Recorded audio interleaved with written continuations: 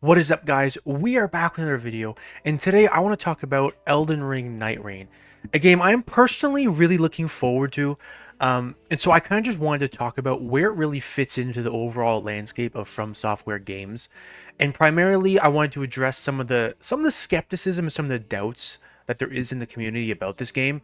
So the first thing I want to talk about is that a lot of people have said that this looks like an Elden Ring mod. And that is kind of true. It does appear to look like that. Now, I want to restructure the way people look at this. It's less so like an Elden Ring mod and more so like an Elden Ring DLC. And the pricing, as well as the amount of new content, does reflect that. It's not actually priced at 60 to 70 USD. I believe it was for about, what was it, $40? It was a significant discount relative to a box price of a new game, even though it is, a new game, right? And in terms of the actual content, yes, they are recycling like the Elden Ring world, but there are new zones that are restructured, and they do say that they're going for a procedurally generated map. So already, just with that alone, it is significantly different from the base game. In addition, there is a bunch of new bosses. I think there was 8 that was confirmed, which is more than we usually get with an actual DLC.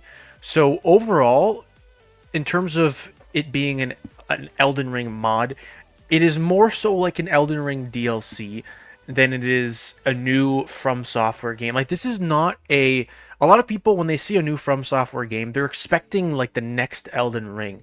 That is not what this game is trying to be. This is more like a side.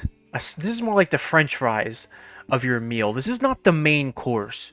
They're working on their next big game, but this is not it. This is just the appetizer. This is just something that you can buy if you want for fun, a new idea. Their attempt at making a Monster Hunter style game, which does fit very closely with the nature of how their game works.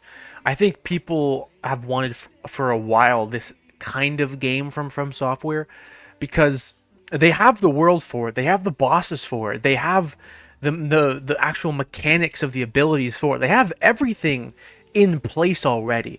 All they need to do was what they're doing with Nightreign, which isn't really even much.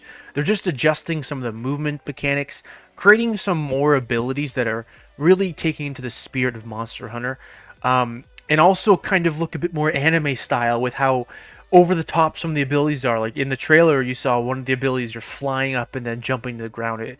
It did look pretty fucking fun, if you ask me.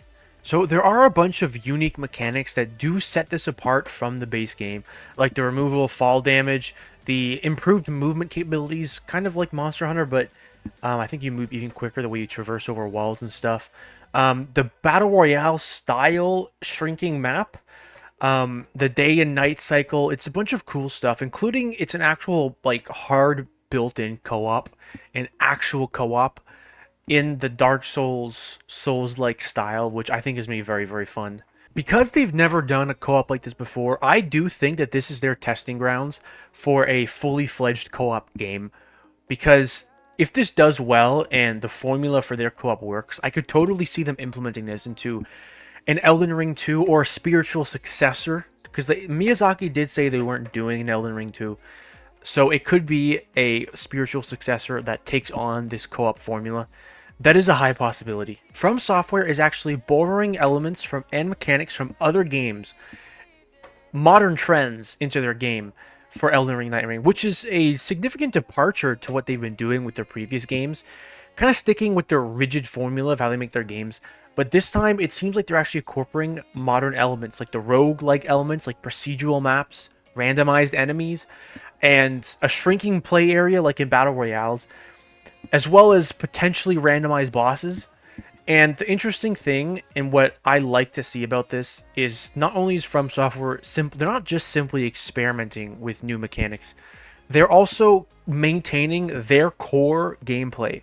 What makes From Software games special, they are maintaining this core, the heart and soul of their game, while taking these elements from other games. And I'm happy that from all the gameplay footage we've seen, it doesn't look like it's going to be a significant departure from what we know and we love. So that's it for today's video, guys. I know it's kind of short, but I mostly wanted to discuss the controversy and the skepticism about it being a Elden Ring mod and all that, because really it is significantly different, and there's enough new content to justify its box price of, I think it was $40, which is a significant decrease from the normal price of a freshly launched game, which does lend into it being essentially a DLC, and I think that's how people should look at it, as an Elden Ring DLC. A very, very unique and good one. Anyways, guys, hope you enjoyed the video. If you do, please remember to like, subscribe, comment, turn on the bell for notifications, and I'll catch you in the next one. Take care, everyone.